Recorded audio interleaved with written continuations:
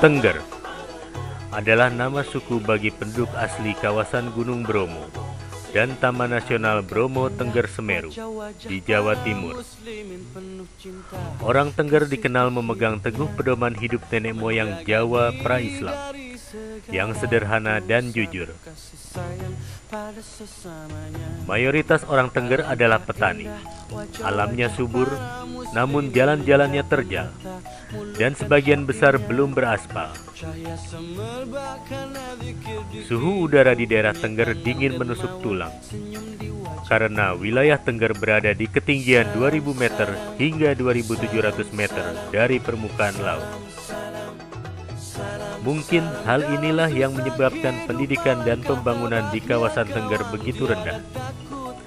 Padahal kawasan Tengger adalah salah satu penghasil kentang di Jawa. Namun di tengah-tengah keterbatasan itu, ternyata dakwah tetap berjalan di Tengger. Bukan hanya dakwah dengan ceramah, tetapi dakwah dengan perbuatan, yakni membantu kebutuhan real masyarakat Tengger berupa pendidikan dan berbagai sarana sosial. Masyarakat Tengger pun mulai beralih ke Islam berkat dakwah.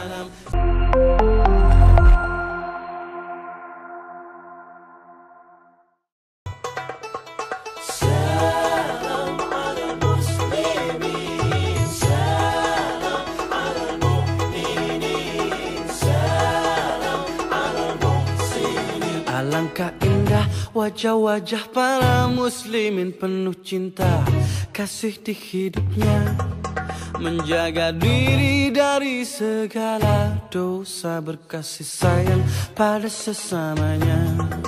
Alangkah indah wajah-wajah para muslimin, menjaga mata, mulut dan hati. Mujtahid atau Pak Tahid merintis dakwah di wilayah Tengger pada tahun 2005, tepatnya di Desa Argosari, Kecamatan Senduro, Lumajang, Jawa Timur. Nama saya Mujtahid Ja'far, kelahiran Gresik, tanggal 12 Juni tahun 1964. Ringan tangan, pandangan selalu terjaga, setiap kata adalah mutiara. Jadi Tengger sendiri itu meliputi 4 wilayah. Sebelah barat masuk Kabupaten Pasuruan, sebelah selatan masuk Kabupaten Malang, kalau sebelah utara masuk Kabupaten Probolinggo.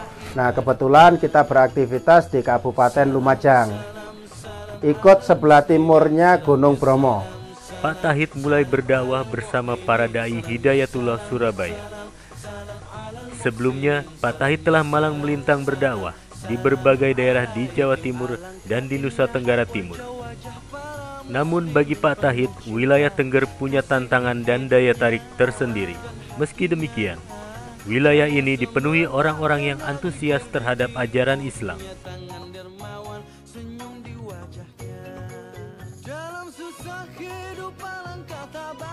Pada tahun 2007, Pak Tahid bersama para dai Hidayatullah mengislamkan sekitar 227 orang Tengger. Hingga saat ini, kurang lebih 300 keluarga suku Tengger di wilayah Senduro masuk Islam.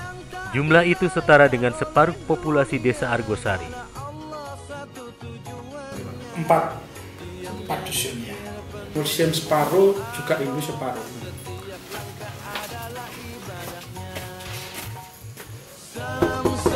Assalamualaikum.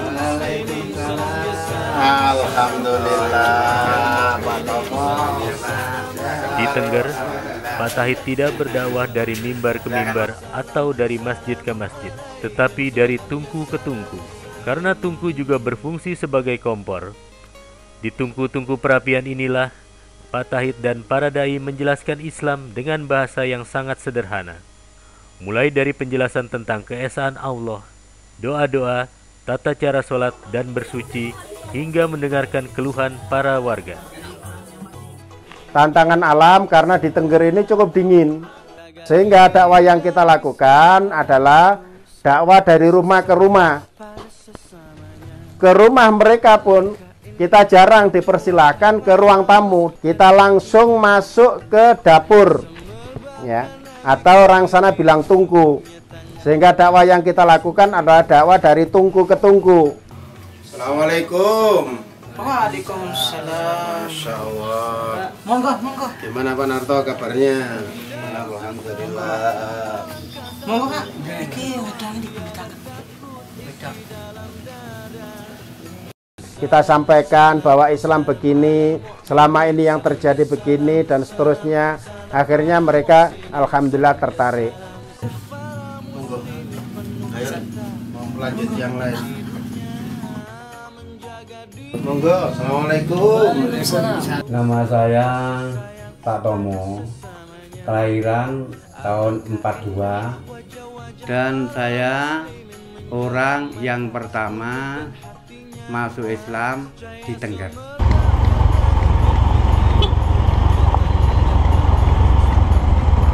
Saya belajar mengaji, dikenalkan sama ustaz saya itu yang buat gunung itu disebutkan Allah. Tadi saya yakin yang buat Allah. Lalu yang buat pedasnya cabai juga Allah. Pertama saya ini yang saya belajar itu doanya mandi.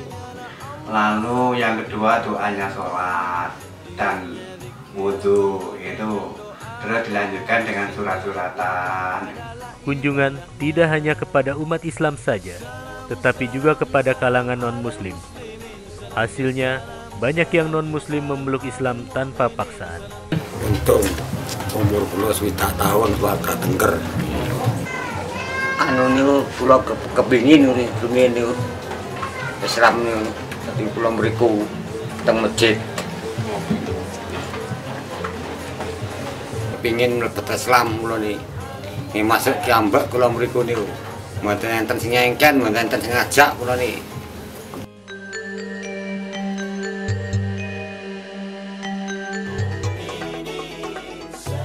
Menjadi dai di Tengger memaksa para juru dakwah untuk menjadi orang yang serba bisa. Begitupun dengan Pak Tahid. Dia harus turun ke ladang untuk membina para petani agar maju. Dia juga memberi solusi bagi para peternak babi yang baru saja masuk Islam. Bahkan, Pak Tahid juga harus terampil mengendarai motor cross layaknya pembalap. Tak terhitung berapa kali sudah Pak Tahid terjatuh dari motornya di jalan-jalan licin dan berlumpur, bahkan berbatu.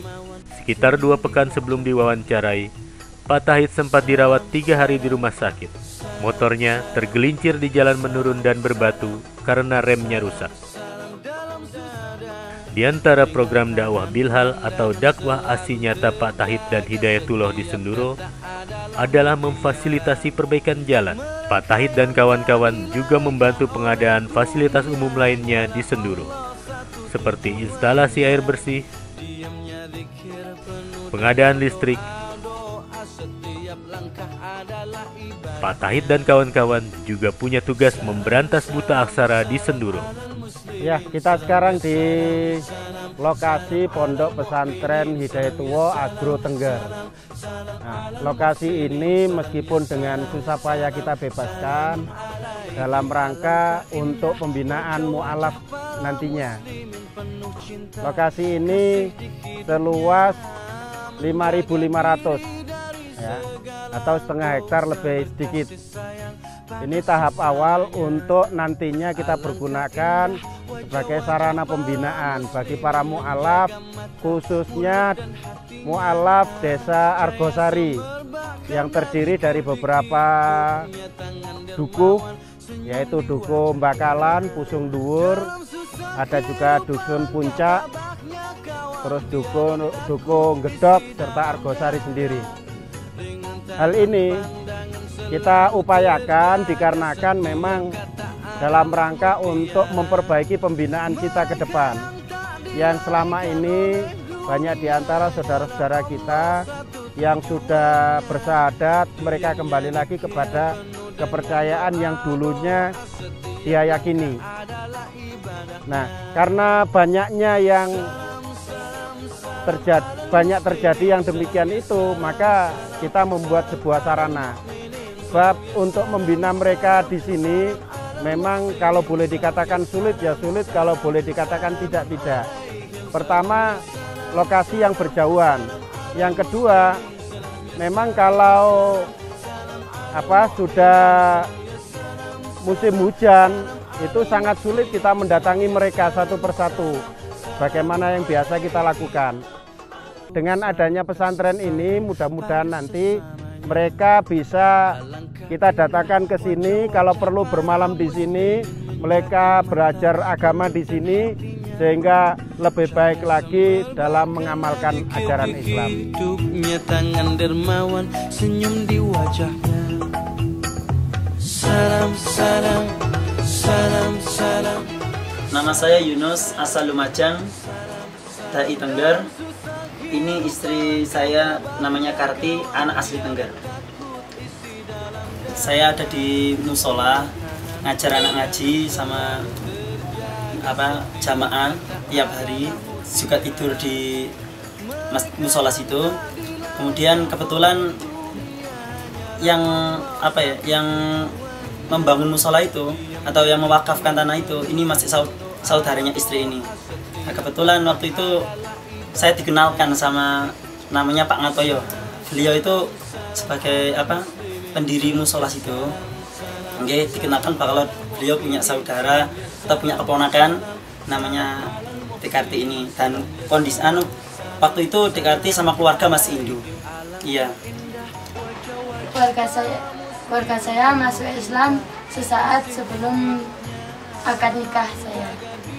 Dari segala dosa berkasih sayang pada sesamanya.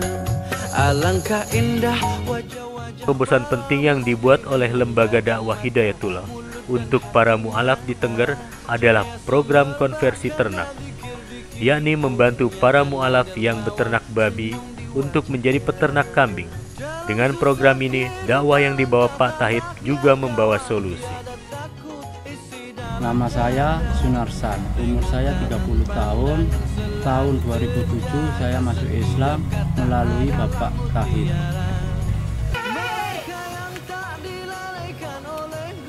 Saya dulu sebelum masuk Islam biara babi sekitar 30.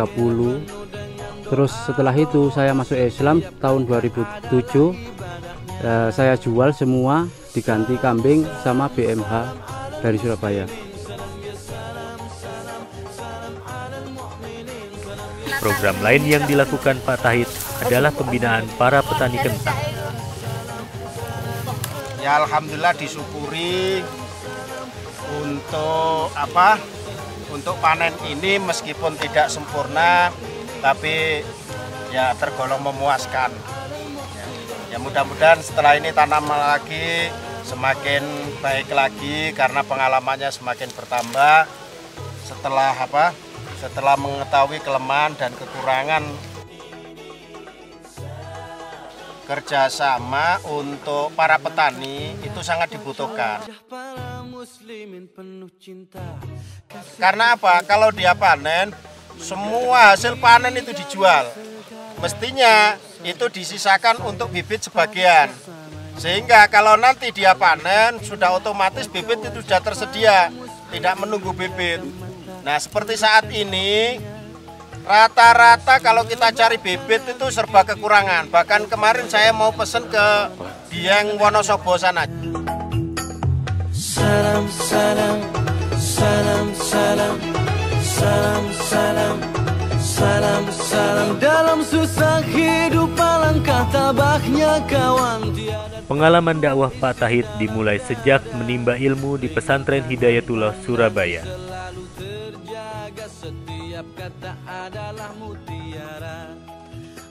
Setelah lulus pesantren, dia menikah dengan Rahmi Hidayati, sesama lulusan Pesantren Hidayatullah Surabaya. Hanya sepekan setelah keduanya menikah, Pak Tahid dan istri ditugaskan untuk merintis dakwah di Kupang, Nusa Tenggara Timur, tanpa bekal yang cukup dan tanpa kenalan.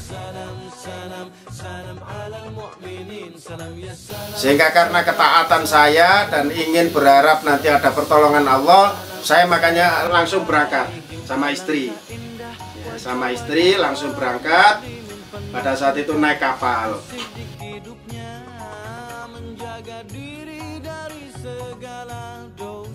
Kata Pak Tahid, namanya dakwah, ada yang suka, ada juga yang tidak.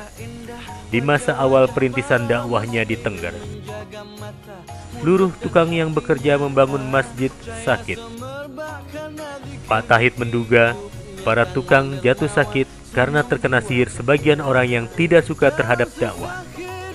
Syukurlah, sebenarnya Pak Tahid bisa saja menjadi penceramah di kota dengan penghasilan cukup besar. Tapi Pak Tahid lebih memilih berdakwah kepada masyarakat yang terpinggirkan. Dia lebih suka merintis dakwah dan pendidikan di desa. Allah satu tujuannya, diamnya zikir penuh dengan doa-doa, setiap langkah adalah ibadahnya. Salam, salam, salam alal muslimin, salam ya salam, salam, salam alal mu'minin, salam ya salam, salam, salam alal muhsinin, salam ya salam, salam, salamun alaikum.